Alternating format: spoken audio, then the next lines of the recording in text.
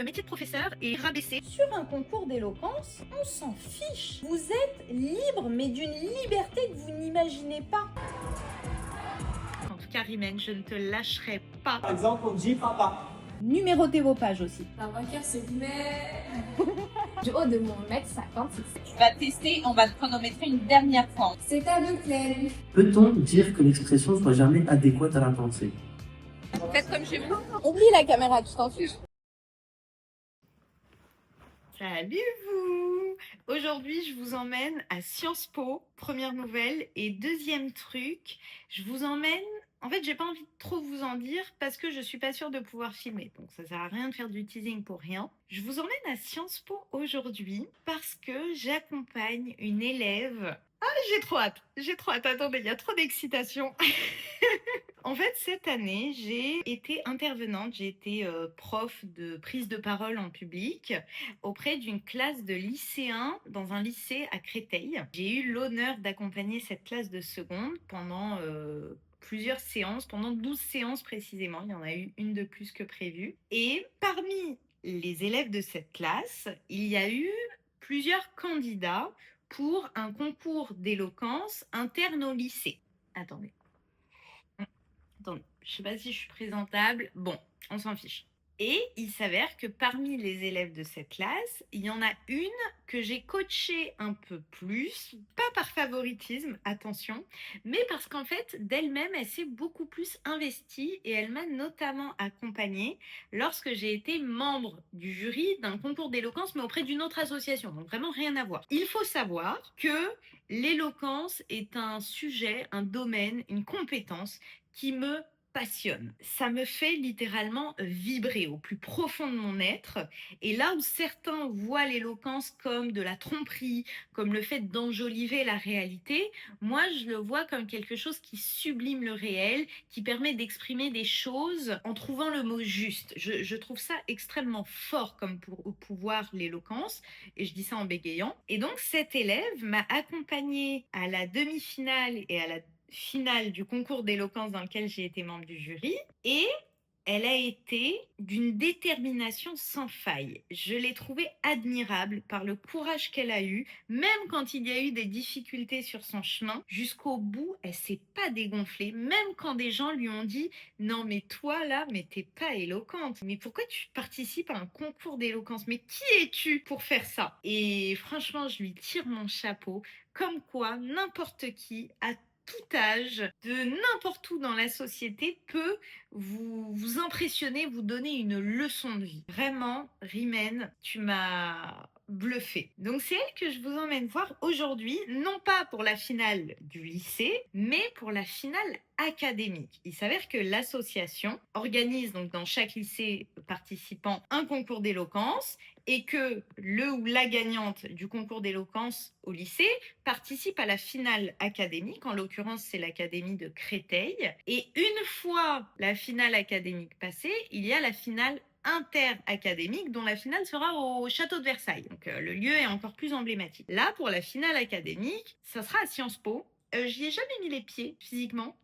Je suis passée devant des centaines de fois. Pour elle, je pense que ce sera la première fois aussi. Elle est encore lycéenne, elle est en seconde, donc elle n'est pas encore dans cette démarche qui se rapproche de devoir choisir son orientation post-bac, même si ça approche à grands pas, beaucoup plus vite qu'on ne le voudrait. Mais je trouve ça courageux pour une élève de seconde de s'engager là-dedans, d'aller jusqu'en finale académique, j'espère, jusqu'en finale interacadémique. En tout cas, Rimène, je ne te lâcherai pas. Jusqu'au bout, je serai à tes côtés. Jusqu'au bout, je veux apprendre de toi. C'est même pas toi qui apprends de moi. Et je suis vraiment contente parce que cette expérience en tant qu'intervenante auprès d'une classe de lycée, déjà m'a permis de me rendre compte d'à quel point le métier de prof est dur. Waouh, c'est tellement un métier dénigré, rabaissé. Quand on pense aux profs, on pense aux congés qu'ils ont. On pense aux vacances scolaires à répétition tous les 1 mois et demi à peu près. Et on se dit que c'est une bande de feignants, presque d'assistés. Je pense que c'est ça que la société leur reproche. Alors que déjà se tenir devant une classe qui nous regarde avec des yeux globuleux comme ça et qui attend qu'on prodigue des informations intéressantes pendant 1 heure ou 2 d'affilée, déjà l'exercice est monstrueusement difficile. Vraiment. Je vais vous mettre des extraits de ce que j'ai pu filmer discrètement de mes interventions. Mais c'est très enrichissant. C'est difficile et c'est enrichissant. T'as vu ce qu'elle fait là? Elle émet une accusation. Elle les pointe du doigt, elle les juge. Elle leur dit avec vos réflexions, vos questions à répétition et votre façon de considérer comment on réussit sa vie, vous me gonflez en fait. C'est ça qu'elle leur dit. Être riche de rire. Je pourrais le mettre dans facile, je pourrais le mettre dans moyen, je suis d'accord. Ensuite, j'ai quoi d'autre? Réussir dans la vie, c'est être riche de penser par soi-même. Vous le mettez où? Facile, moyen, difficile? Dis-moi, tu le mets où? Réussir dans la vie, c'est être riche d'avoir l'esprit ouvert. C'est ça, hein, non, ouverture d'esprit, je l'ai déjà... Pardon. J'étais sûre? Ah, penser par soi-même. Merci. Vous suivez, j'aime bien. Qui n'est pas d'accord? Je veux savoir pourquoi. Ça m'intéresse. Qui a dit je suis pas d'accord? Mais c'est toi qui m'as dit moyen. Ah. Si je vous donne la citation, se soucier de ce que pensent les autres et vous serez toujours leur prisonnier. On vit pour les autres, on est à leur service, on est leur esclave. C'est une façon d'être aliéné, c'est le mot. Et donc, penser par soi-même et agir en fonction de ça, c'est une façon peut-être de réussir sa vie, d'être indépendant vis-à-vis du jugement des autres. C'est une façon de répondre à la question. Je commence à vous donner des citations pour vous parler de l'accroche dans un discours d'éloquence. L'accroche, ça existe aussi dans une dissertation d'histoire. Il me semble que vous en avez déjà fait, de philosophie ou de littérature. En français, je crois que vous avez fait des introductions de dissertation et des plans. L'accroche, surtout en philo et en littérature, ça peut consister en une citation. Sur un discours d'éloquence, vous êtes complètement libre. Là où sur une dissertation académique, à l'école, dans le cadre de l'éducation nationale, on vous dit oui, c'est sympa Big Flo et Oli ou Nino ou je sais pas quoi, mais dans le cours on a parlé de Flaubert, dans le cours on a parlé de Zola, dans le cours on a parlé de Pascal, merci de citer les auteurs. En fait, c'est parce que on veut vérifier que quand vous arrivez le jour du bac et quand vous repartez du lycée une fois que vous avez votre bac en poche, vous êtes bien reparti avec un bagage intellectuel, avec des trucs que les profs ils ont essayé de vous transmettre. Sur un concours d'éloquence, on s'en fiche. Vous êtes libre, mais d'une liberté que vous n'imaginez pas. Vous avez une liberté, alors totale, aucune liberté n'est totale, là c'est la juriste en moi qui parle, mais votre seule limite, c'est la loi. Si vous dites un truc interdit, là on va venir vous chercher sur scène. Sinon, vous êtes totalement libre. D'accord? Et donc, vous êtes libre de choisir un rappeur, un philosophe, un dessin animé. Je m'en fiche. Vous êtes libre de choisir l'accroche que vous voulez, tant que vous arrivez à un objectif, celui de susciter l'attention de votre auditoire. C'est à ça que sert l'accroche. Et sur des sujets comme ça, au fur et à mesure, on va en parler justement. Maintenant, je vais vous faire une proposition de réponse et vous allez me dire si vous la classez dans difficile, moyen ou facile. Et si vous la comprenez. Réussir dans la vie, c'est être riche de naissance. Vous comprenez quoi? Ah, mais dans ce cas, ce serait écrit riche de naissance, au pluriel. Elle a dit être riche, être né avec une cuillère en argent dans la bouche. Donc en gros, c'est on arrive au monde, on est déjà dans une famille riche. C'est ça que je voulais dire. Alors, je précise mon idée, c'est bien ça que je voulais dire, même si j'entends, et l'idée se défend complètement, que réussir dans la vie, c'est être riche de naissance, donc avoir plein d'enfants. Je ne sais pas si c'est ce à quoi tu aspires. Ça veut dire c'est ce que tu veux dans la vie. Ah non. Ah, je sais pas, t'as le droit. Ah, mais ça se défend. Il y a des gens pour qui réussir dans la vie, c'est avoir une grande famille. C'est possible. Là, réussir dans la vie, c'est être riche de naissance. C'est effectivement dire que la seule façon de réussir dans la vie, c'est d'être né riche. Qu'est-ce que je fais là? Non, avant tout, où est-ce que vous casez ce type de réponse? Facile, moyen ou difficile? J'ai entendu difficile, vous êtes d'accord? Tu le mets où? Ok, pourquoi? Réussir dans la vie, c'est être riche de naissance. Avec un sujet comme celui-là, il y a une part de difficulté, mais qui est un petit peu différente de quand on a répondu réussir dans la vie, c'est être riche de défauts ou de stupidité, où là, on est dans de la provoque. On dit un truc qui semble complètement antinomique. On dit quelque chose qui a l'air d'être son contraire, quoi, enfin, de ne pas être logique. Quand on dit réussir dans la vie, c'est être riche de naissance, On est en train de s'approprier le sujet en disant « Vous êtes mignons, vous m'avez proposé un sujet d'éloquence, réussir dans la vie, c'est être riche d'eux, pour me demander ma définition de la réussite, du bonheur, de ce à quoi j'aspire ou comment je vois la réussite des autres. Ok ? Et quand vous dites réussir dans la vie, c'est être riche de naissance, vous dites mais je m'en fiche de votre sujet. Moi, ce que je veux, c'est dénoncer les inégalités. Parce que si on ne n'est pas déjà riche, il n'y a pas de moyen de réussir sa vie. Vous criez au monde que c'est injuste, que si on ne naît pas effectivement avec une cuillère en argent dans la bouche, il n'y a pas de moyen de s'en sortir. Alors évidemment, ce serait ce constat défaitiste que moi j'envisagerais au début, de manière très provocatrice, avec l'énergie, dans le début de mon discours, mais j'aimerais une ouverture, une conclusion de mon discours beaucoup plus optimiste, où je mettrais en avant toute la rage de vaincre, toute la volonté de réussite qui peut permettre de tordre le cou à toutes les statistiques et inégalités sociales qui existent et qui montrent que effectivement, quand on n'est pas déjà né riche, on galère. On galère plus à grimper en haut de l'échelle sociale. Mais que ce n'est pas une fatalité. C'est ça que j'essaierai de dire. Donc, effectivement, c'est un sujet difficile. Mais c'est un sujet qui est difficile dans la façon de le traiter, ou non, qui est difficile parce qu'il est surprenant. Mais en fait, il n'est pas si difficile que ça dans le sujet parce qu'il parle à tout le monde. Tout le monde peut être d'accord avec l'idée que le monde est injuste. Okay ? Donc ces inégalités socio-économiques seraient les bienvenues dans un sujet comme celui-là. Ça permet de crier sa rage contre les injustices. Donc oui, je trouve que le métier de professeur est beaucoup trop simplifié, rabaissé aux yeux du reste de la société. Est-ce que je me permets de dire qu'il est extrêmement mal payé ? J'avoue que plus jeune, j'ai voulu être professeur. J'ai envisagé ce métier, je le trouvais extrêmement beau. Et je pense que j'aime transmettre et donner vie à ces informations, surtout rendre ça agréable, rendre le travail de révision non pas besogneux, mais facilité. Mais j'ai été, dissuadée, je me suis dissuadée de faire ce métier parce que je trouvais qu'il était mal payé. Franchement, les professeurs sont, les garants des citoyens de demain. Ce sont les garants de avec quel type de personnes on va vivre dans la société de demain. Quel citoyen votant on va avoir parmi nous, autour de nous. Et en fait, je trouve qu'on ne respecte pas, que ce soit sur le plan pécuniaire ou sur le plan moral, on ne respecte pas assez ce métier.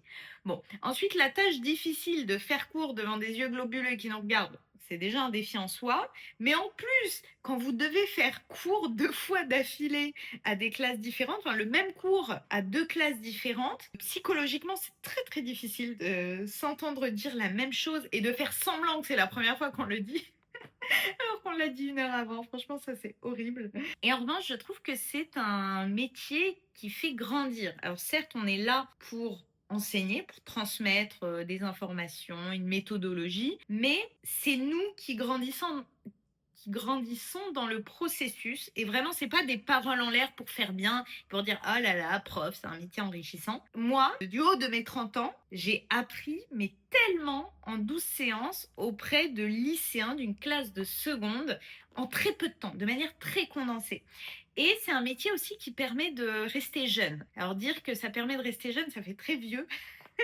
Il n'y a rien de plus vieillissant que de dire qu'on veut rester jeune. Bon, j'arrête avec mes digressions philosophiques et existentielles. Quoi qu'il en soit, ce matin, avec Rimène, mon élève, on s'est préparé, on a fait une visio pour répéter son discours, pour la chronométrer aussi, parce qu'il faut que son discours fasse entre 4 minutes 30 et 5 minutes 30, donc moins ou plus, c'est éliminatoire. À juste titre, il faut que tout le monde soit sur un pied d'égalité. Tu le fais, mets-toi en situation, tu prends un petit silence, comme si tu montais sur scène, et on va travailler l'intonation, on va travailler la vitesse aussi, l'élocution. Vas-y. Ok. Ces nouveaux-nés qui viennent s'additionner à la jovialité de notre communauté. Ralentis. Redis là, cette phrase, elle sonne bien. Elle a une certaine sonorité, un certain rythme. Cette phrase-là, redis-la doucement. Ces nouveaux-nés qui viennent s'additionner à la jovialité de notre communauté. Chaque mot en « et », là, tu le poses presque. Ok. J'essaye de ralentir son débit. Elle parle trop vite et c'est un défaut commun à énormément de personnes. Ça peut m'arriver aussi. Mais le fait de beaucoup articuler, je pense que ça me caractérise depuis longtemps, depuis que j'aime l'éloquence, donc depuis longtemps, eh bien ça permet de ralentir ce débit, de ne pas buter sur un mot, mais justement le fait de ralentir aide à ça. Le fait aussi de l'entendre prononcer son discours, ça permet de savoir quel mot lui pose problème. Le but n'est pas d'avoir un perroquet, n'est pas d'avoir une personne fade, fausse, vidée de son essence et de sa personnalité qui prononce un discours. Le but est qu'elle incarne son discours. Donc si un mot ne lui convient pas, il ne faut pas la forcer. Moi, je préfère remplacer un mot ou une formulation, une tournure de phrase par quelque chose de plus simple, peut-être de moins joli à entendre. Excusez-moi, j'ai les voisins qui se sont décidés à faire des travaux pendant que je filme. Écoutez, les aléas de YouTube. Je préfère remplacer par quelque chose de plus simple, même de moins joli dans sa sonorité, dans sa rythmique, mais qui soit plus facile à prononcer pour elle. Il est hors de question de rajouter plein de mots fantaisistes, plein de tournures de phrases et de figures de style juste pour faire genre. C'est pas le but. Il faut qu'elle incarne son discours, il faut que ça lui parle, il faut que ça résonne en elle. Et ça, pour moi, ça se ressent. Ça fait toute la différence sur un discours. Ne privilégiez jamais la forme au fond. La forme, c'est le fond qui remonte à la surface. C'est une citation que j'aime beaucoup.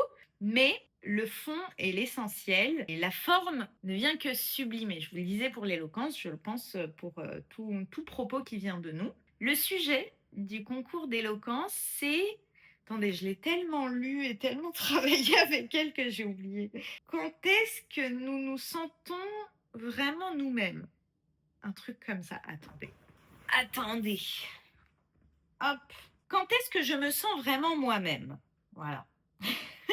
Je l'ai tellement lu en long, en large et en travers que je ne m'en souvenais plus. Le premier sujet qu'elle a eu pour le concours d'éloquence de son lycée, c'était... Je me rappelle de ce dont elle parlait. Elle parlait de détermination. À un moment, elle a saccadé dans son discours ce mot-là de cette façon et ça a marqué les esprits. Et là, d'ailleurs, pour ce discours-là, il y a un autre mot qui va faire office de ligne directrice et qu'elle va probablement prononcer de cette façon. Je la laisse libre d'eux. Mais ce discours-là est placé sous le signe de l'authenticité. Vous savez, cette authenticité que tout le monde nous réclame là. Soyez authentique, soyez authentique. Eh bien, elle le sera. Elle le sera, j'en suis persuadée. Et donc, le premier discours, c'était quoi? Attendez, ma mémoire. Donc là, c'est quand est-ce que je me sens vraiment moi-même, alors que le premier sujet, c'était... Ah, c'était sur richesse et bonheur. Réussir dans la vie, c'est être riche de. Et en fait, dès le début, elle m'a dit, j'ai envie de parler de détermination. J'ai envie de dire que c'est être riche de détermination. Moi, je me suis dit, t'es sûre? Vraiment, je lui ai dit ça. T'es sûre de toi là? Elle m'a dit oui. Et jusqu'au bout, elle n'a pas lâché son idée. Et même quand j'ai essayé peut-être un peu de l'orienter pour tester son idée, donc sur d'autres pistes de réflexion, elle revenait à sa détermination. Et donc, on a réussi à lui faire construire un discours là-dessus. Donc moi, je lui tire les verres du nez. C'est le but quand on construit son discours. C'est pas un exercice facile, ni pour elle, ni pour moi. Et là, quand est-ce que je me sens vraiment moi-même? Son discours sera sous le signe de l'authenticité, mais avec des axes forts et une réponse bien plus claire que cette ligne directrice. Est-ce que je vous mets d'autres extraits des cours dans lesquels j'intervenais? Donc, je répète, aujourd'hui, je vous emmène à Sciences Po.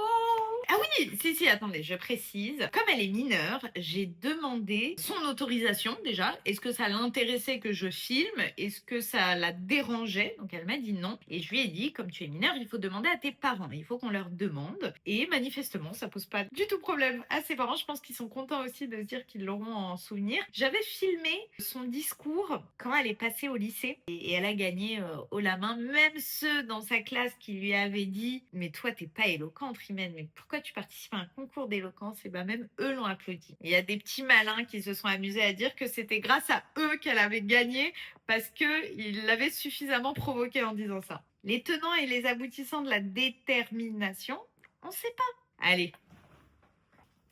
Ah oui, si, attendez, je voulais vous donner des exemples de cours que je leur ai fait sur l'éloquence et la prise de parole. Alors, ce qui est bien avec cette association, qui est l'association Trouve ta voix, c'est qu'ils vous donnent pour chaque séance une trame et même des exercices, des jeux pour pouvoir faire cours, pour pouvoir dynamiser aussi les différents points à travailler concernant la prise de parole. Il y a des ressources, cours. Rimène ma championne. Ah ouais, je l'ai carrément surnommée. Séance 1, pourquoi prendre la parole? Séance 2, qu'est-ce qu'une prise de parole réussie? Séance 3, exprimer ses émotions, ses idées éloquente, de façon positive. Séance 4, formuler un message clair. Ensuite, défendre un point de vue, structurer son discours, raconter une histoire, faire vivre son message, voix, regard, corps, s'entraîner et s'entraider et restituer son discours. Ah, je me rappelle de la séance 3. Ah non, c'était la séance 2, qu'est-ce qu'une prise de parole réussie? Je leur avais passé des extraits de discours, de passages ou des répliques de films ou de théâtre et même des interventions de rappeurs qui prenaient la parole sur des sujets différents pour leur montrer des exemples de ce qu'était une prise de parole réussie ou non d'ailleurs. Donc il y avait le fameux discours là de Macron où il s'égosille complètement et sa voix part en vrille et les professeurs d'éloquence et de rhétorique en parleront pendant des années encore comme exemple de tout ce qu'il ne faut pas faire à l'oral. C'est notre projet! Voilà, ça, c'est pas réussi du tout. Et pour les rappeurs, j'avais pris des prises de parole très réussies de Fianso, premièrement, que j'avais filmé moi-même à la Maison du Barreau. Il avait été invité d'honneur à la conférence Berlier. Et qui d'autre? Gizmo. Et Gizmo, je vais vous mettre la vidéo YouTube dans laquelle il intervient. Ça leur a beaucoup plu. Ça permet de rendre un peu plus ludique un cours. Voilà pour Trouve ta voix. C'était très très sympa et c'était très enrichissant. Pour eux, j'espère. Pour moi, c'est une certitude. Alors ça y est, on a apporté les dernières modifications au discours de Rimène et donc c'est validé. Maintenant, il faut que je l'imprime. Par prudence, je l'imprime en 2 ou 3 exemplaires, mais surtout, je l'imprime en très gros. Petite astuce pour les prises de parole en public. N'imprimez votre discours que au recto des pages parce qu'en fait, c'est plus facile d'aller d'une page à une autre en les décalant plutôt qu'en les retournant et ne plus savoir de quel côté on est. Numérotez vos pages aussi. Très très important pour ne pas, si jamais vous les faites tomber, vous mélangez les pinceaux. Même sans les faire tomber, vous pouvez vous mélanger les pinceaux. Franchement, c'est un risque. Je parle trop vite. Et je dis à Rimène de ne pas parler trop vite.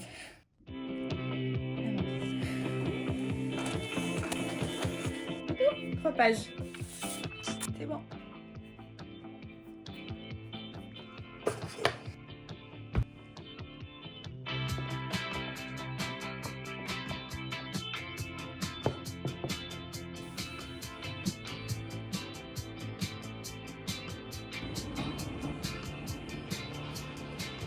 Storms on the roof, secrets whispered, bulletproof. We build worlds. Oh là là, prête ou pas? Toute belle, waouh! Et sans se concerter, on s'est mis en bleu marine toutes les deux. Et ouais.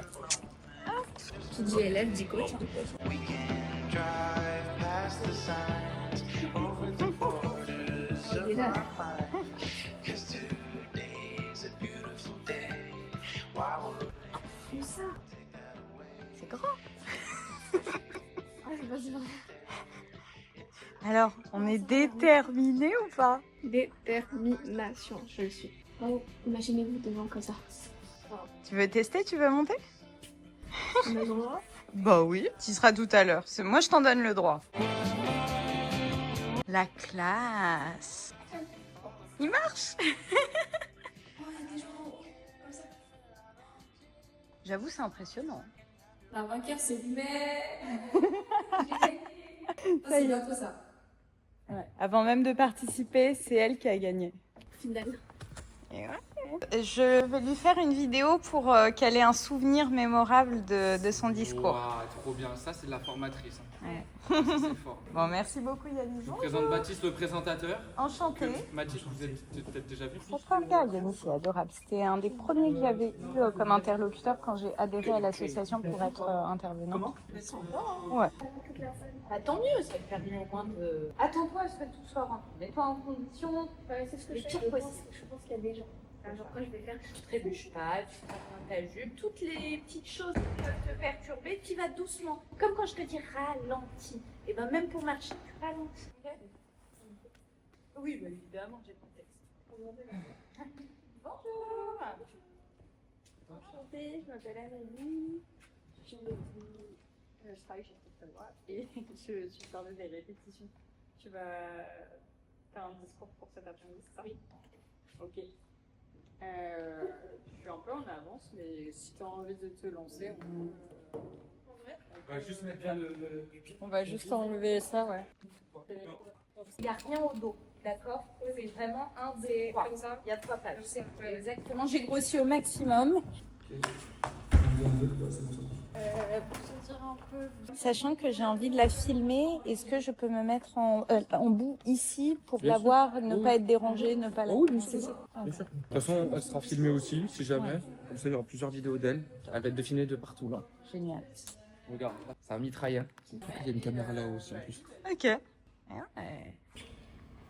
Ses cousins qui n'ont pas vu depuis des années. Une phrase qui paraît petite, mais qui renverse une immense, qui renverse. Vous ne craignez plus d'être trop, en étant sincère et spontané. Cette société nous réclame à corps et à cri l'authenticité, tout en l'utilisant paradoxalement contre nous. Donc maintenant, c'est juste faire confiance et pas te perdre les moyens. Si tu bugs sur un mot, pas grave, tu répètes. Très bien. Merci. Juste un truc quand tu dis chez moi, que je me sens moi en fait. Que je me sens moi en fait. Si tu dis que je me sens moi en fait, ça fait très langage parlé. Alors si tu veux que j'enlève en fait? Ouais, ça me fait. Non, Je me sens moi en fait. toute la phrase? Ouais, je pense que ça me perturbe. Ça te perturbe. En vrai, c'est bon, mais il faut que je la Tu vas la travailler. Bah tiens, teste-la. Ces soirées réunies dans le grand salon de ma maman. Ses cousins qu'on n'a pas vu depuis des années. Avec lequel Lesquels? Ne fais pas ça. Quand tu bugs, reprends ton mot, mais ne fais pas ok? Ça non. mais qui renferme une immense leçon de vie. Quand est-ce que vous ne Tu vois, pareil. Ou là, il aggrave la bêtise en fait. fallait que je continue direct dans le point sincère et spontané, sans renoncer à ce qu'on est. À ce qu'on est et pas à ce qu'on aime. Parce que quand tu lis, on a l'impression que tu dis à ce qu'on aime et on comprend pas. À ce qu'on est. Sans renoncer à ce qu'on est. Parfait. Car oui, cette société nous réclame à corps et à cri l'authenticité. En utilisant paradoxalement exposer ses failles reviendrait à se jeter en pâture. Là, ralentis. Là, t'es allé trop vite et ça t'a fait bugger. Exposer ses failles reviendrait à se jeter en pâture. Refais-la. Dans un monde où tout le monde observe, compare, commente et juge, la peur des autres nous contraint au masque social. Réducteur. Si tu veux, je le vire celui-là. Je l'ai rajouté, mais si Jen, je le vire. Mais tu penses qu'on met quoi à la place? On met rien du tout. Jouer des rôles. La phrase, elle sonne vraie. Je te le raye? Ouais. L'ami drôle. La personne forte qui prétend aller bien et qui ne se plaint jamais, même quand il le faudrait. Je vous demande, sommes-nous tous une bande d'hypocrites? Pas pour survivre. Donc, on voit si on la vire, cette phrase. Si elle te pose problème, on la vire. Eh ben, retente. Ah, donc, je vous le demande. Sommes-nous tous une bande d'hypocrites? Ou, dans d'autres termes, s'adapter, est-ce forcément synonyme de fausseté? Je me suis préparée, mais pas pour vous tromper. L'éloquence, elle, sert à révéler. Cherchez les mots juste pour savoir. Non, cherchez les mots justes, virgule. Ça, je vais te la mettre, la virgule. Cherchez les mots justes, ça ne vous éloigne pas de nous. Je sais pas. Voilà, le non. On peut le remplacer si cette phrase te gêne, ça ne nous éloigne pas de nous-mêmes. On peut mettre ça ne nous rend pas faux, tu vois, ça te va? Ouais, ça me va. Parce que là, le na ne nous n'éloigne, ça te fait bugger. T'aurais un Tipex? J'ai pas de Tipex, mais je peux rayer propre et écrire vraiment sûr. Trempé sûr. Salut, Moumou. Salut. Voilà, ouais, tu vois, ça te fait bugger. Celle-là, on va la virer, on va la remplacer. Allez, continue. Évoluer, grandir, ce n'est pas se trahir. J'ai cru me sentir vraiment moi-même. Non. J'ai cru que me sentir vraiment moi-même. D'une maison remplie de gens là. Par contre, si tu le dis pas tout du long. Tu le dis au début d'un salon en Tunisie, une odeur, une langue, une maison. En gros, tu choisis. Soit tu le dis tout le temps, soit tu le dis que pour d'un salon en Tunisie. Beau feeling, là. Une maison remplie de gens qui m'aiment sans condition. Je crois que... Oui. Et c'est moi qui vous le dis. Sur cette scène. Ok, cette scène-là, il faut que je change un truc. Okay.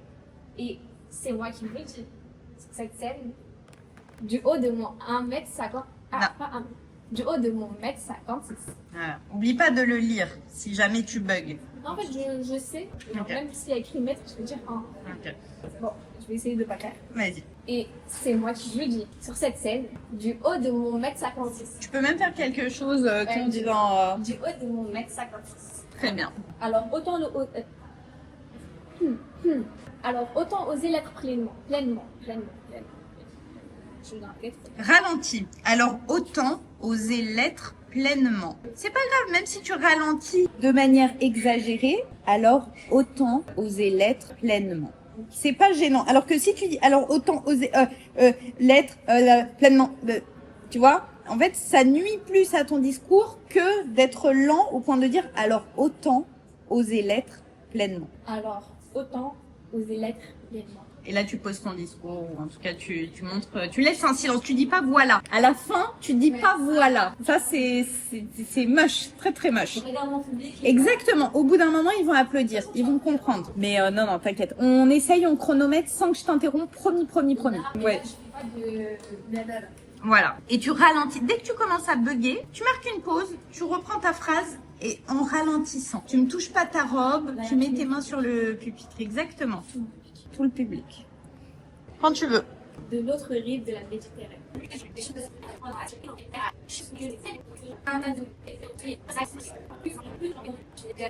Ouais, ça va. Mais je disais pas trop. C'est fréquence mon temps. Rachid, bien sûr, elle est là, elle est à côté de moi là. Ah, t'as dit bonjour, Marnia. Coucou Marnia. Et de Leïna aussi. Eh ben, coucou Leïna. Leïna. On enlève une phrase histoire de gagner du temps et que tu ne sois pas disqualifié pour un texte trop long. Ouais, hop.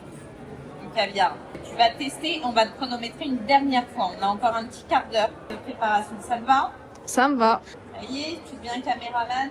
Eh oui, je suis multifonction moi. Allez hop, go. Là, c'est parfait. Mais est-ce que tu te sens de dire chercher les mots justes, savoir exprimer?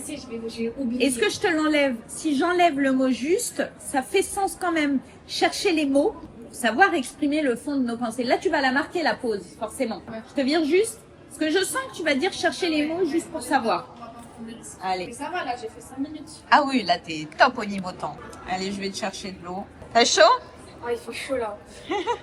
Ça fait 5 fois que tu répètes ton texte, là, t'en as marre. Bon, moi, je vais gagner. Oui, voilà.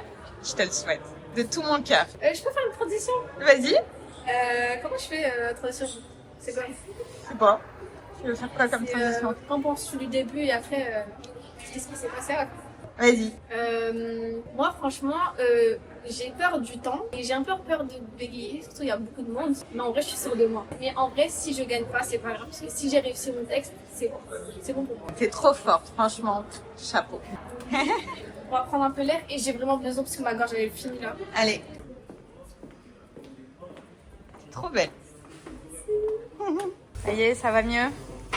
Je sens le vlog arriver là après. Tu sais. Il y a que nous qui Ah mais je pense que t'as pas vu comment ça s'est rempli au fur et à mesure de tes entraînements dans la salle. Tu veux voir qu'on aille voir? Ouais. Je vais vous donner une petite idée. Ah là là. Pause pipi obligatoire. Là, il y a une partie de lycée. Il y en a des qui sont pas en place.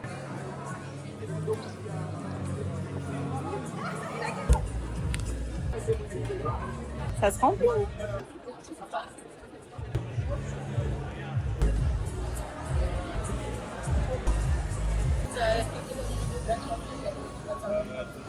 Bon, donc tu as fait pas.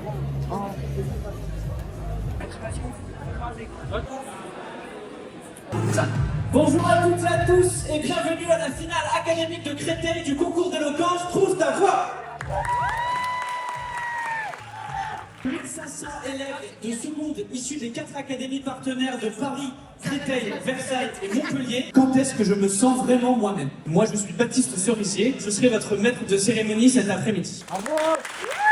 Merci beaucoup. Mesdames et messieurs les proviseurs, mesdames et messieurs les enseignants, chers et chers élèves. Je vous souhaite de bien vous amuser, de profiter de chacun des instants que vous passerez sur cette scène. Nous, on aura... Parce que cette date, elle marque la fin d'un parcours. Parce que pendant ces 10 semaines de formation, vous n'avez pas seulement appris à écrire un discours. Tout serait différent si la Sorbonne serait domiciliée à Aubert, avec cette belle faute de français volontaire. J'espère que tous les élèves l'avaient bien évidemment remarqué. Alors aujourd'hui, on n'est pas à la Sorbonne, mais on est à Sciences Po Paris, qui est un lieu tout aussi emblématique. Et aujourd'hui, chers finalistes, vous avez montré que ce lieu vous appartient aussi. On dit souvent que Sciences Po, c'est un lieu qui forme ceux qui feront porter les voix de demain. Et aujourd'hui, vous montrez que vous êtes ceux qui façonneront les jours prochains. Alors, chers finalistes, parlez de manière libre, avec conviction. Et au moment de passer, rappelez-vous que vous n'avez rien à prouver, qu'il est normal de se tromper, prenez du plaisir, mais surtout, restez authentique. Parlez avec votre cœur. Aujourd'hui, c'est votre moment et vous êtes là pour nous rappeler que vous avez une voix et que cette voix compte. Elle a façonné ma manière d'être, ma peur de déranger, mon besoin d'être forte. Chaque matin, je continue d'avancer parce que j'ai compris que se sentir vraiment soi-même, ce n'est pas être quelqu'un sans blessure, même quand elle fait mal. Aujourd'hui, je me sens vraiment moi-même quand j'arrête de prétendre que tout va bien, quand je comprends que derrière la fille forte, il y a aussi une fille fatiguée. Dans le fait de transformer la... Je sais que je ne serai pas dénigrée pour mes erreurs. Ils m'aideront à en retirer les bonnes leçons. De seconde générale au lycée Édouard Branly à Créteil. Est-ce que je peux avoir du bruit du lycée Édouard Branly? On y va.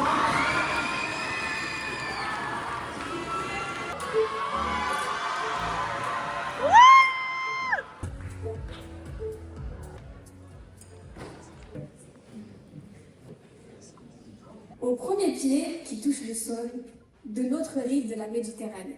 Cette odeur de chaleur humaine et culturelle qui vient me réchauffer le cœur et la peau. Ces soirées réunies dans le grand salon de ma famille en Tunisie. Ces tables pleines, ces voix fortes, ces rires aux éclats. Ces nouveau-nés qui viennent s'additionner à la jovialité de notre communauté. Ces cousins qu'on n'a pas vus depuis des années, avec lesquels la complicité revient en un instant. Comme si on n'avait pas changé. C'est dans ce cocon de tendresse et de sécurité que je me sens pleinement épanouie.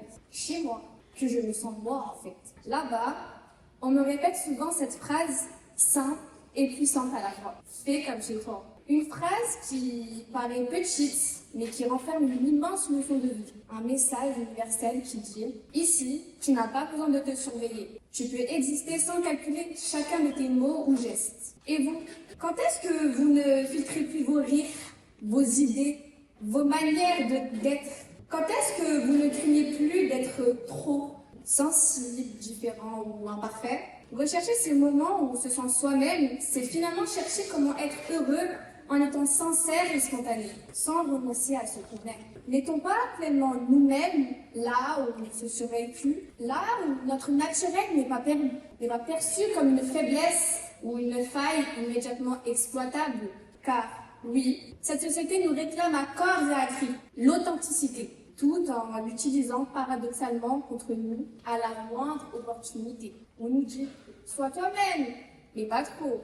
Affirme ta différence, mais fais comme les autres. Sois sincère, mais reste socialement acceptable. » Et très tôt, on apprend ça. À l'école d'abord, puis dans les groupes d'amis, ensuite dans les réseaux sociaux, puis dans le monde du travail. On apprend qu'il existe une bonne manière de parler, de rire, de s'habiller, et même une bonne manière d'avoir confiance en soi. Alors on s'adapte, on baisse un peu le volume de notre être, on ravage certaines opinions, on ajoute certaines attitudes, on devient diplomate de nous-mêmes. Oui, on s'habille parfois de faux semblants pour se protéger, par peur d'être bouffé dans notre entièreté, avec nos complexes et nos fragilités. Dans un monde où tout le monde observe, compare, commente, juge, exposer ses failles reviendrait à se jeter en pâture. Oui, la peur des autres nous contraint au masque social. Donc, on joue des rôles. L'élève sérieuse, l'ami drôle, la personne forte qui prétend aller bien et qui ne se plaint jamais, même quand il faudrait. Donc, je vous demande, sommes-nous tous une bande d'hypocrites? Ou, en d'autres termes, s'adapter, est-ce forcément un synonyme de fausseté? Moi-même, aujourd'hui, pour me présenter à vous, je me suis préparée, mais pas pour vous tromper. J'ai choisi mes mots, ma tenue, ma manière de parler, tandis qu'un masque sert à cacher l'éloquence, elle sert à révéler. chercher les mots pour savoir exprimer le fond de nos pensées, manier les mots pour extérioriser nos mots, évoluer, grandir, ce n'est pas trahir. Ça devient presque un acte de résistance, un cri d'authenticité. Pendant longtemps, j'ai cru que me sentir vraiment moi-même dépendait d'un lieu, d'un salon en Tunisie, d'une odeur, d'une langue, d'une maison remplie de gens qui m'aiment sans condition. Dans une époque où tout pousse à la comparaison, à la copie, à la conformité, moi, je crois qu'on se sent vraiment soi-même, quand on cesse progressivement de se faire petit pour exister. Et c'est moi qui vous le dis, sur cette scène, du haut de mon 1m56. Alors, autant oser l'être pleinement, en permanence, en tout lieu et circonstances, sans abandonner son identité pour mériter une place parmi les autres.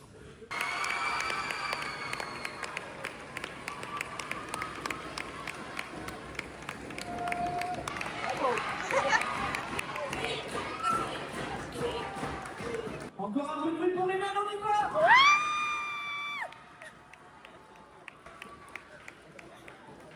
Je pense que vous êtes d'accord avec moi pour penser que le jury aura une tâche très difficile. Donc nous allons vous encourager et on va vous laisser sortir de cette salle pour délibérer. Merci à vous.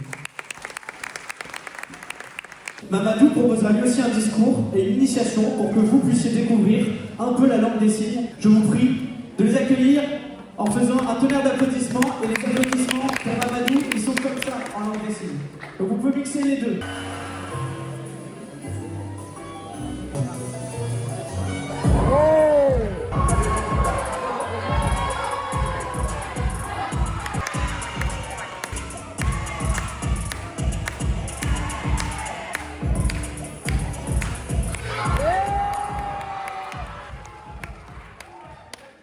Commencer avec un petit discours que je choisis, après de refaire un petit peu de danse, après il y a mon collègue Mamadou qui va venir, qui a un intervention incroyable, vous allez voir. Lui pareil, il va faire un petit discours et après on fera une petite initiation en langue des signes, si vous êtes d'accord. Discours contre les discours. On a dit, sans doute en plaisantant, que le langage avait été donné à l'homme pour déguiser sa pensée. Mais ceci renferme pourtant une vérité plus profonde qu'on ne saurait tenter de le supposer au premier abord. En effet, le rôle essentiel du langage est d'exprimer la pensée, c'est-à-dire de la revêtir d'une forme extérieure et sensible, au moyen de laquelle nous puissions la communiquer à nos semblables, dans la mesure, du moins, où elle est communicable. Et c'est sur cette restriction que j'appelle plus particulièrement votre attention. Peut-on dire que l'expression soit jamais adéquate à la pensée? Et toute traduction n'est-elle pas, par sa nature même, forcément infidèle? Traditore, traditore, dit un proverbe italien bien connu, qui, pour ressembler un peu à un jeu de mots dans son extrême concision, n'en est pas moins juste. Et à un tel point qu'il est extrêmement difficile et rare de trouver, dans deux langues différentes, même assez voisines l'une de l'autre, des termes qui se correspondent exactement. De telle sorte que plus une traduction doit être littérale, plus elle s'éloigne bien souvent de l'esprit du texte. Et s'il en est ainsi lorsqu'il s'agit simplement de passer d'une langue à l'autre, c'est-à-dire d'une certaine forme sensible à une autre forme de même nature, de changer en quelque sorte le vêtement de la pensée, combien ne doit-il pas être plus difficile encore de faire entrer dans les formes étroites et rigides du langage cette pensée elle-même? Ce qui exprime les mots ou les signes n'est jamais le tout de la pensée. Celle-ci contient toujours en elle une part d'inexprimable, donc d'incommunicable, et que cette part est d'autant plus grande que la pensée d'un ordre plus élevé. Ce que nous pouvons livrer à nos semblables, ce n'est donc pas notre pensée elle-même. Ce n'en est qu'un reflet plus ou moins indirect et lointain, un symbole plus ou moins obscur et voilé, et c'est pourquoi le langage, vêtement de la pensée, en est forcément aussi, et par là même, le déguisement.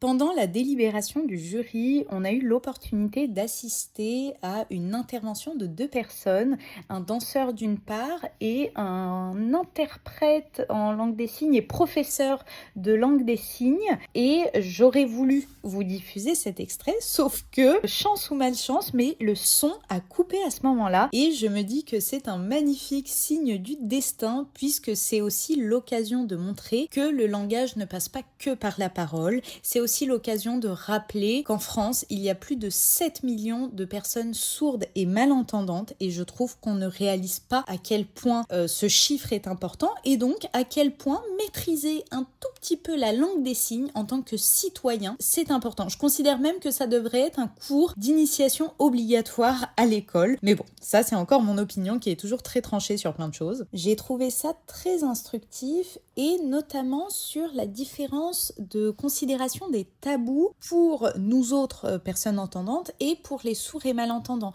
Par exemple, pour faire le signe du prénom d'une personne, on associe le signe à une caractéristique qui désigne physiquement, visuellement la personne. Donc pour Mamadou, c'est par exemple le geste de courir parce que quand il était petit, c'est quelqu'un qui courait beaucoup.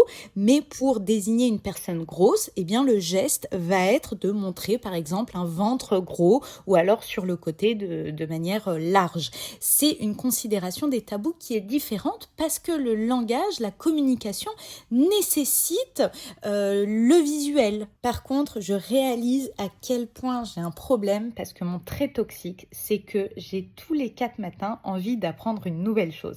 Et là, je suis capable de vous annoncer dans les prochaines vidéos que je vais dédier plusieurs mois à la langue des signes. Sincèrement, c'est quelque chose que j'aimerais beaucoup faire. Bon, il y a aussi l'injonction du temps imparti. Je ne peux pas tout faire. Choisir, c'est renoncer. On est bien d'accord. J'en profite pour vous rapporter une anecdote racontée par Mamadou lorsque, par exemple, il se présente auprès d'un service public, une mairie, pour faire un document administratif, par exemple, et qu'il n'y a personne qui s'est signé, et qu'au guichet, on lui dit « Est-ce que vous savez lire sur les lèvres ?» Et il dit « Est-ce que vous savez lire sur les mains ?» Et le problème de compréhension, ici, est parfaitement exprimé. Mamadou, par contre, relevait que, effectivement, il y a des différences entre les sourds et les malentendants, et que lui, par exemple, est sourd de naissance, donc il n'a rien comme référence pour identifier une communication en lisant sur les lèvres. Bref, tout ça pour vous montrer cette initiation qui, à mon sens, est extrêmement importante, et je trouve qu'il y a dans le fait d'apprendre la langue des signes un autre message universel intéressant, c'est de ne pas considérer le silence comme quelque chose de gênant. Il serait donc judicieux que j'apprenne à fermer ma gueule. Mais ça, c'est encore un autre sujet. Vous pouvez répondre. Par exemple, on dit papa par rapport à la pistache. En Amérique, ils vont signer papa. Parce que pour eux, le père, c'est le chef de famille, il est en haut. Ici, maman, c'est ça.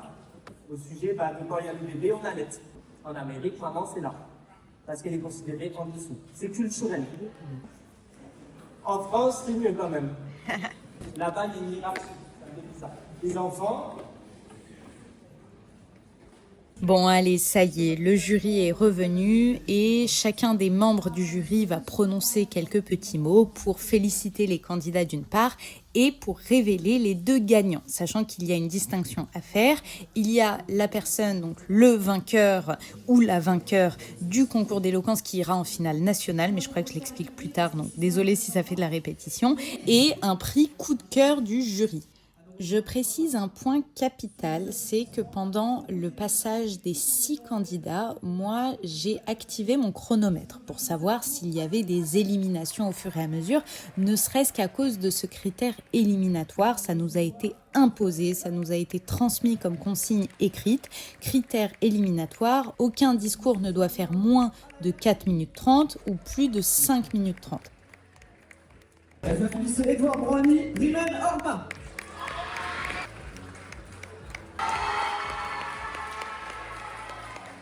Il s'avère que les membres du jury ont décidé de passer outre cette règle car sur les 6 candidats, il y en avait 4 qui dépassaient.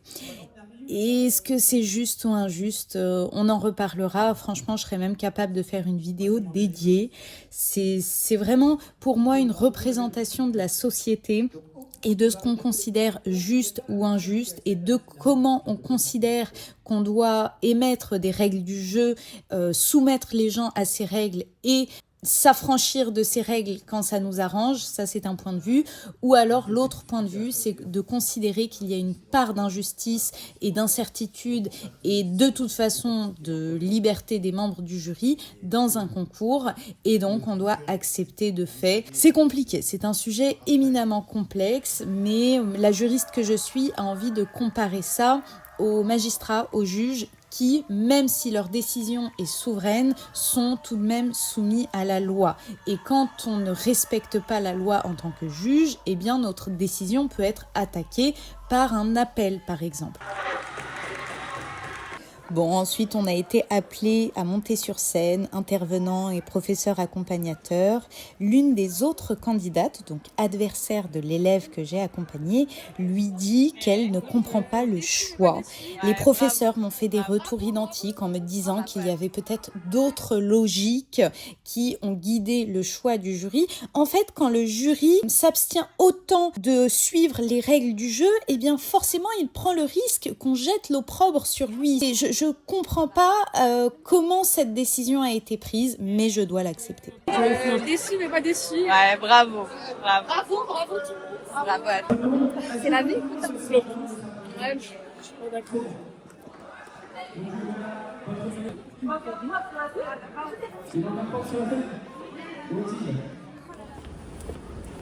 J'ai perdu. Je devais dire un coup de cœur et je devais dire aussi la gagnante. Moi, je savais que je l'ai pas gagnée parce qu'elle est une fille, tu vois, je savais, voilà. Mais il y a un autre truc, le coup de cœur, moi, tout le monde pensait que c'était moi. En vrai. Bon, Rimène, pas trop déçu?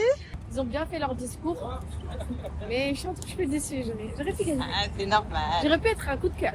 Et je pense que ça aurait été mérité, mais bon. Ne jamais remettre en question le choix des membres du jury parce que ça sonne comme si on était des mauvais perdants. Sauf que là, objectivement, en fait, il y avait des discours qui dépassaient le temps qui nous a été fixé comme obligatoire à ne pas dépasser. Tous les discours devaient faire, ouais. En plus, je l'ai vraiment tenu là-dessus. Tous les discours devaient faire entre 4 minutes 30 et 5 minutes 30 impérativement, sous peine d'élimination. Donc nous, c'est les consignes qu'on nous a données. Et là, il y avait au moins 2 discours qui dépassaient. Donc je me suis dit, bon, bah ces candidats-là, quand bien même leurs discours sont beaux pour certains, tous étaient beaux, mais certains étaient vraiment à un niveau qui pouvait permettre de gagner, alors que d'autres peut-être moins, plus fragiles. Mais malgré tout, je me suis dit, bon, bah ils dépassent, donc ils sont mis de côté. Et Imen, elle reste dans les candidats qualifiables. Et en fait, ils ont passé outre cette règle, donc c'est pas juste. C'est pas juste. Mais un concours, c'est ça. Un concours, c'est pas juste.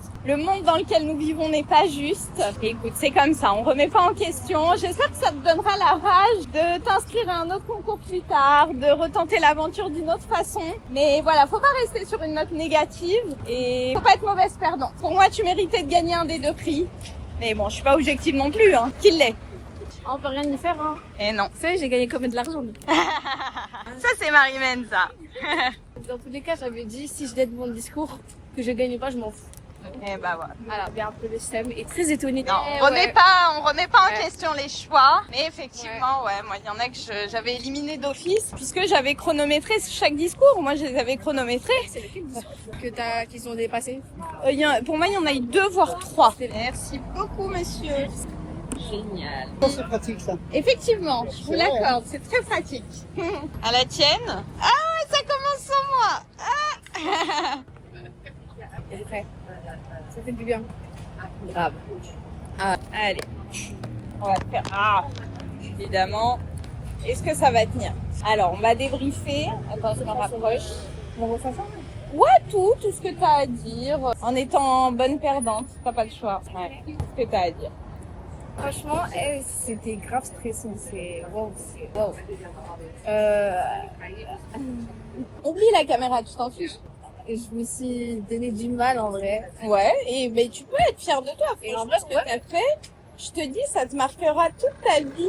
Et je suis persuadée que ça va te donner l'impulsion pour faire des trucs de fou comme ça, différemment, autrement, plus tard. Et pas forcément très tard. Mais là, dans ta vie étudiante, déjà, tu sais, quand t'as les concours d'éloquence ou ce genre de choses, après, ça y est, t'es piqué, hein. C'est fichu. Ça, je suis fière de t'avoir contaminé, ça. Bien contaminé, même.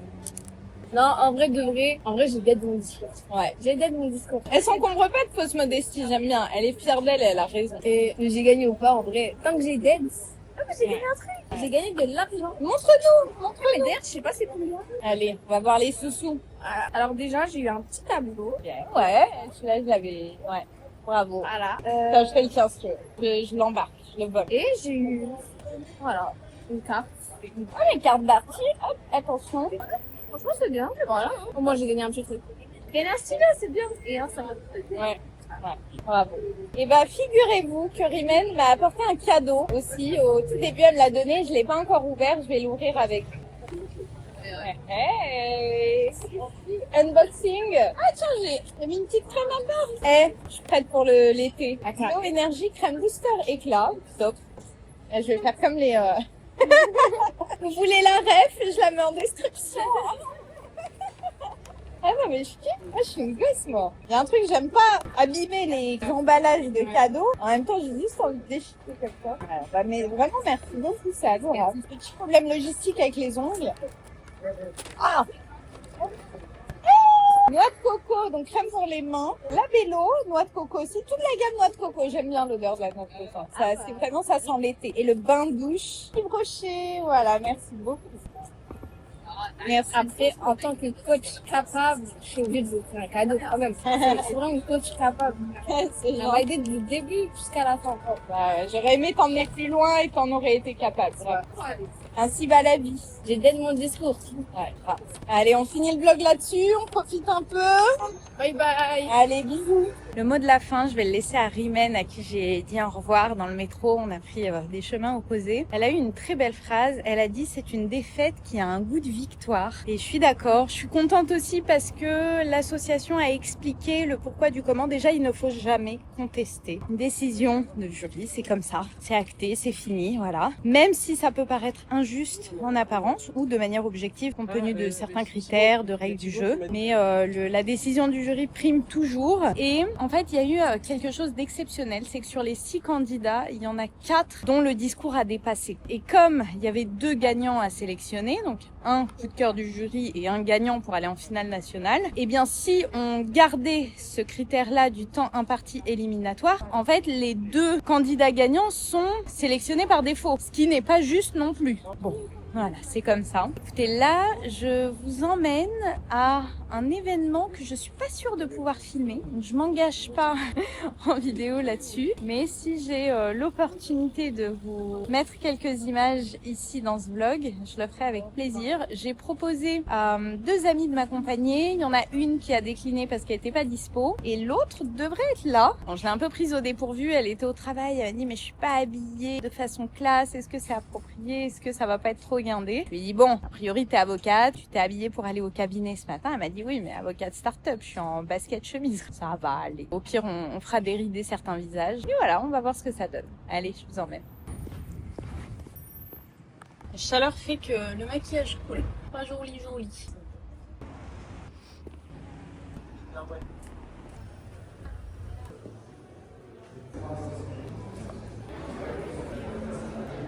On avance.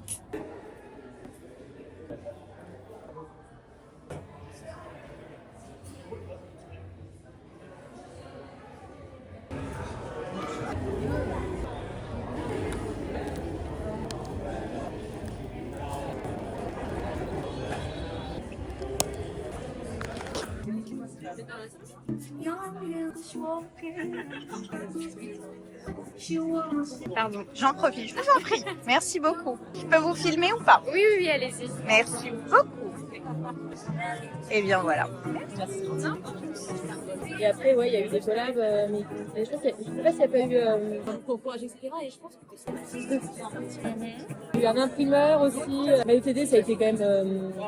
Et après, aussi un petit je l'ai développé par Pamplemousse, qui est donc un équivalent. Et en fait, je suis là, on est très fidèles. Pamplemousse sont un peu concurrents. Et ouais, je suis restée parce que voilà, on me parlait plus de Pamplemousse. Bah, ça a toujours cette image. Après, c'est rigolo. Ouais, c'est rigolo, ouais. Tu sais, là, c'est un frère, une sœur, je sais pas, l'histoire familiale me parlait plus, quoi. Bonsoir. Je me permets de filmer, c'est magnifique.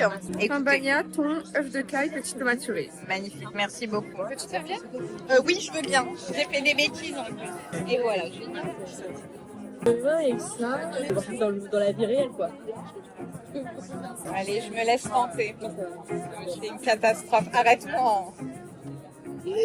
T'as raison. Non, après, c'est beaucoup plus profiter dans la vraie vie, tu vois. J'ai donné des cours dans une école à intégrée après une canne hypocagne avec des étudiants, mais brillantissimes. Cagne de quel lycée? Non, c'était post-canne hypocagne. Ah, ok. C'était une école. Ok. Limite, à un moment, fallait faire tout là un petit peu en 2 ans, mais en 2 ans, j'avais quand même, tu vois, j'avais gagné pas mal d'argent et j'ai mesuré l'impact. C'est quand même assez intéressant, tu vois, les réseaux sociaux. En fait, je pense. Mais le problème, moi, ce qui me chagrine un peu, c'est que quand je parle de cette époque-là de ma vie à des gens, à des avocats, usagers. Oui, mais ils voient ça comme un petit job étudiant, c'était rigolo 2 secondes. Et en fait, ils sont choqués, quoi. Ouais, mais des gens n'ont pas payé pour ça, quand même. Et du coup, ça a été compliqué pour moi. De me heurter à autant de critiques. Mais s'exposer, c'est aussi être une forme d'asymétrie. Allez, bien. À la tienne. Attends, à vous. Génial. Attends, j'arrive.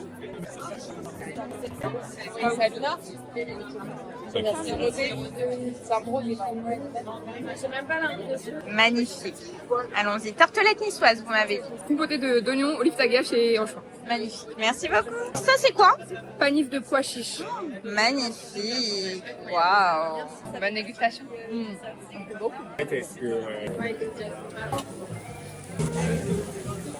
Ça sent très bon. Très, très bon.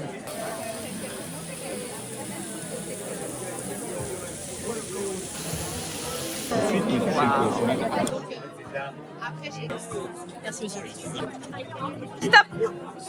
Merci beaucoup. C'est magnifique. Merci beaucoup. Waouh. C'est de la chantilly aromatisée à quelque chose? À la vanille. Merci beaucoup. Très très bon. Waouh. Que c'est beau. Merci beaucoup. Votre prénom? Artus. Artus. Comme l'humoriste? Exactement. C'est noté. Merci beaucoup.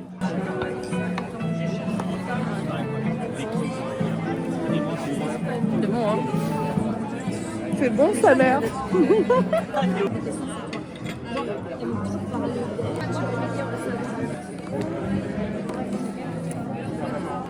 C'est ça. Ah, t'inquiète. Ah ouais, non, j'ai jamais vu. Ok. Faites comme chez vous. On chante ça. On rentre à l'invitation. Enfin, c'est n'importe quoi. Je suis en train d'en foutre partout. Tu sais que je cadre, mais comme mes fesses. Non, c'est bien cadré, je mangeais ça. Je m'habitue. Le métier rentre. Ouais, c'est bien cadré là. Nickel. Attends, je mange la lavande aussi. Florentin.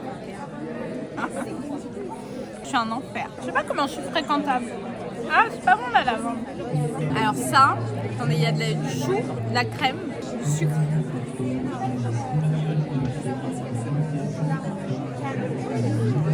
Un burger sucré, validé. Avec ma tête de... Je sais pas à quoi je ressemble. Très bien, Mathilde. Dans le cadre? Allez. Je vais voir si je peux l'embarquer.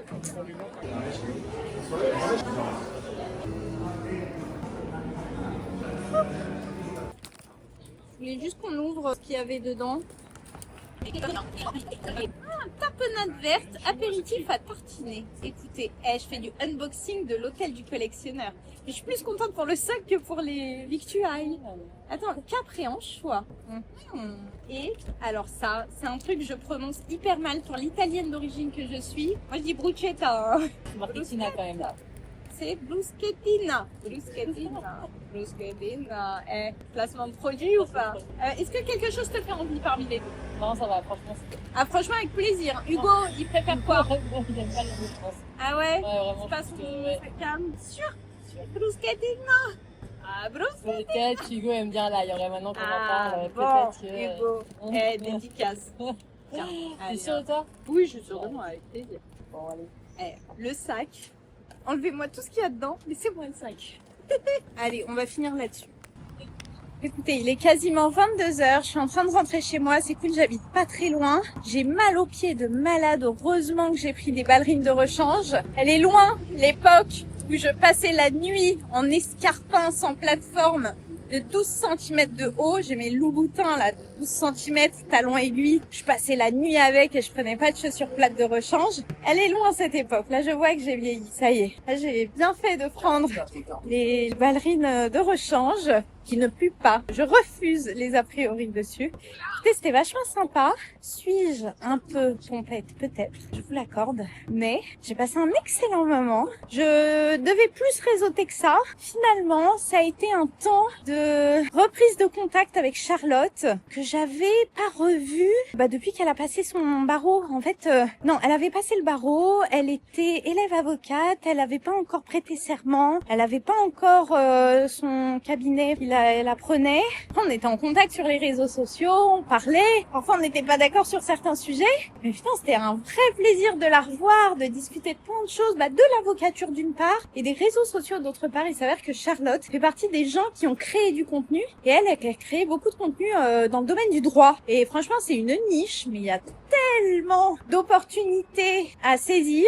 Malheureusement, elle a arrêté. Elle a été refroidie par quelques mauvaises expériences très injustes qu'elle a subies. J'aurais aimé être plus avancée à l'époque dans mon agence d'influence pour pouvoir la conseiller. Et je pense que elle aussi, de son propre aveu, elle m'a dit qu'elle aurait aimé aussi avoir pas mes conseils, mais ce petit élan de courage de vas-y meuf, t'es sur la bonne voie. Et bon, écoutez, chacun avance à son rythme. Moi, j'ai avancé plus tard sur ce sujet-là. Mais voilà, très contente de reprendre contact avec elle et lui avoir proposé ça sur un coup de tête. En fait, je devais y aller accompagnée de quelqu'un d'autre qui n'a pas pu venir et je lui ai demandé si je pouvais y aller avec une amie. Écoutez, on a passé un excellent moment et c'est trop cool ce genre de... Je sais pas, ça emplit le cœur de courage, d'ambition et de positivité. Ça sonne très dev perso creux ce que je dis là, mais ça n'en est pas pour autant moins vrai. Voilà, bisous.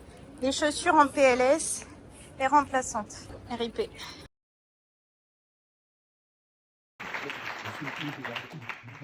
Déjà, merci de me recevoir. Je vais essayer de me rapprocher. J'ai l'impression d'être traducteur de son jury. Déjà, merci. C'est la deuxième fois que je me retrouve dans cette pièce. C'est toujours un honneur. Je suis toujours flatté. Effectivement, merci pour la dédicace à Maître Steve Ruben, qui est plus qu'un avocat et qui est un ami. Je salue Sébastien Haas, qui est aussi mon avocat et qui est présent dans la salle ce soir. La réalité, c'est que ça me fait énormément plaisir d'échanger et surtout d'entendre échanger sur des sujets qui me sont propres, comme des titres de chansons ou des titres d'albums ou des surnoms qu'on peut m'avoir donnés par le passé. Merci Sonia, je me suis senti Sophia, je me suis senti Fiasso. Je me suis senti en tout cas très flatté que tu cites des textes à moi. Et j'aurais aimé partir dans une explication de texte de cette chanson, tout le monde s'en fout, mais je vais juste partager avec vous le ressenti que j'ai pu avoir en la chantant, au moins par respect pour nos deux éloquents du soir. Tout le monde s'en fout, ça est vraiment, comme son nom l'indique, une période de découragement. J'avais l'impression que non seulement tout le monde s'en foutait, mais que moi aussi je commençais à m'en foutre. Dans un m'en-foutisme terminal prononcé. Et en réalité, quand je sors cette chanson, je me rends compte que le public ne s'en fout pas. Il y a énormément de tristesse dans cette chanson. C'est une instru très entraînante et finalement le texte est infiniment triste. Et je me sentais dans cet état-là au moment où je fais cette chanson. J'essaie d'être le plus sérieux possible pour être intelligiblement entendu par tous ceux qui ne connaissent pas la chanson déjà, parce que c'est pas obligatoire de connaître cette référence, mais en tout cas, c'est cette chanson qui m'expose au grand public, c'est celle qui me fait péter, comme on dit chez nous. Et j'ai toujours eu cet attachement pour les mots, j'ai toujours eu cet attachement pour la littérature, quitte à m'en valoir des séances de vannes entières sur Internet, avec des vidéos où je croise des gens avec une élocution un peu trop correcte pour le public, mais j'adore, j'aime beaucoup ça. Parce qu'à ce moment-là, quand je dis à mes camarades, et si vous ne m'aimez pas, c'est pas grave, j'irai sans vous, c'est qu'il y a un moment où je décroche. Il y a un moment où je refuse de continuer à remplir tout le cahier des charges conditionné par l'endroit d'où je viens, qui je suis, mon nom de famille, ma religion, et ce qu'on attend de moi. Et je décroche avec ce truc, je m'en affranchis complètement. Évidemment, les deux références sont tirées de films. Affranchi, j'ai pas besoin de le préciser, tout le monde s'en fout. Un film qui s'appelle Il était une fois dans Bronx, où on a un jeune homme qui, je ne sais pas si vous connaissez ce film, Bronx Tales, un film de De Niro, où le jeune homme, Calogero, à l'intérieur, enfin dans ce film, qui est le rôle principal, s'en sort plus d'un million de situations, et il s'énerve pour rien, il perd son sang-froid, et il essaye de rattraper un peu tout ce qui a des charges de voyous et de bandits, un peu propres au quartier où il habite. Et à un moment, on a ce parrain qui s'appelle Sonny qui le regarde et qui lui dit, tu sais, tout le monde s'en fout. Et au final, c'est vrai, c'est un peu ce que je ressentais à ce moment-là, évidemment. Je me sentais très isolé, très seul pour écrire ce genre de truc, en tout cas pour ceux qui connaissent le texte. Donc je vais pas m'épancher plus, je voulais juste vous envoyer la température et la manière dont je me sentais quand j'ai fait cette chanson. Je suis extrêmement flatté des quelques mots qui ont pu être prononcés sur moi, vraiment, et merci infiniment. Je me sens très respecté, honoré d'avoir été une inspiration pour vous. L'équipe est toujours totale. Et pour l'anecdote, effectivement, j'ai bloqué cette autoroute. Je suis ravi que ça vous fasse encore rire 5 ans plus tard. Mais je reconnais qu'avec la rentabilité du clip et l'impact du titre, je pense que j'aurais dû faire avant. Finalement, depuis quelques années, c'est vrai, mes enfants ont grandi, j'ai une espèce de changement de braquet, je l'assume complètement, qui se met en place, cette espèce de valeur inversée, d'échelle de valeur inversée, de valeur négative qu'on a l'impression d'envoyer avec plein de fierté, et puis c'est stylé, et puis c'est mortel de parler de ci, de parler de ça, de parler de clichés de banlieue, de parler de choses qu'on attend de notre bouche. Et à un moment, je vois d'autres artistes, d'autres collègues continuer cet exercice et rester dans un sacré jeunisme jusqu'à après un certain âge, après avoir des enfants adultes, parler de certaines thématiques, de certains sujets qui, moi, me gênent énormément aujourd'hui, devant mes enfants quand je suis dans la voiture et je dois avancer pour les gros mots dans la chanson, ou devant mon père quand il peut tomber sur un clip à moi. Donc au-delà de donner des leçons à qui que ce soit, en réalité, c'est juste que je m'en suis affranchi énormément de ces codes parce que je les ai chéris tant d'années qu'aujourd'hui je peux me permettre de les envoyer en l'air, d'essayer d'envoyer plus de positif qu'autre chose, qui t'a fait rire un peu, c'est pas grave, c'est très bien. Et puis le temps me donne raison, mais finalement, je me retrouve 3 ans après la dernière, chez sa grande sœur, à la conférence des avocats du barreau de Paris. Merci beaucoup pour l'accueil.